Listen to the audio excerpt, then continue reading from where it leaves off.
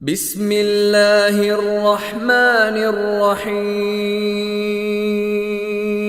أولم ير الإنسان أنا خلقناه من نطفة فإذا هو خصيم مبين وضرب لنا مثلا ونسي خلقه قال من يحيي العظام وهي رميم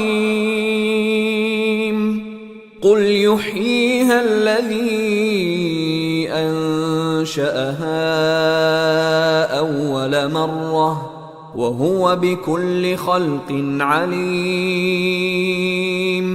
الذي جعل لكم من الشجر الأخضر نارا فإذا أنتم منه توقدون أوليس الذي خلق السماوات والأرض بقادر على أن يخلق مثلهم بلى وهو الخلاق العليم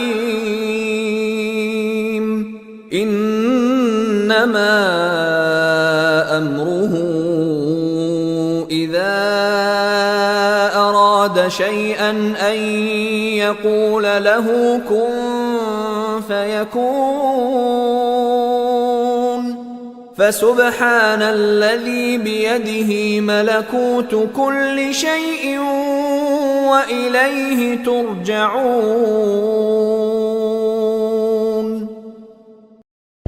এই মানুষগুলো কি দেখে না আমি তাদের একটি ক্ষুদ্র শুক্র কীট থেকে পয়দা করেছি, অথচ সৃষ্টি হতে না হতেই ক্ষুদ্র কীটের সে মানুষটি আমার সৃষ্টির ব্যাপারে খোলাখুলি বিতণ্ডাকারী হয়ে পড়ল। সে আমার সৃষ্টি ক্ষমতা সম্পর্কে নানা কথা রচনা করতে শুরু করল এবং একসময় সে লোকটি তার নিজ সৃষ্টি কৌশলী ভুলে গেল। সে বলল, কে মানুষের এ হাড় পুনরায় জীবিত করবে যখন তা পচে গলে যাবে? হে নবী, তুমি এদের বলো, হ্যাঁ, তাতে প্রাণ সঞ্চার তিনিই করবেন যিনি প্রথমবার এতে জীবন দিয়েছিলেন এবং তিনি সমস্ত কিছুর সৃষ্টি কৌশল সম্পর্কে সম্যক অবগত রয়েছেন।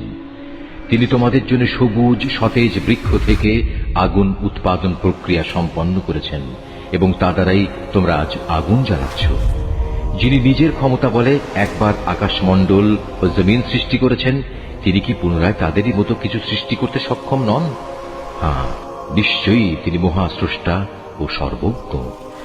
তিনি যখন কিছু একটা সৃষ্টি করতে ইচ্ছা করেন তখন কেবল এটুকুই বলেন, হও, অতঃপর তার সাথে সাথে তৈরি হয়ে যায়। অতএব পবিত্র ও মহান সে আল্লাহ তাআলা, যিনি প্রত্যেক বিষয়ের উপর সার্বভৌম ক্ষমতার একচ্ছত্র মালিক, এবং তার কাছেই একদিন তোমাদের সবাইকে ফিরে যেতে হবে। وبث الدعاء الخفي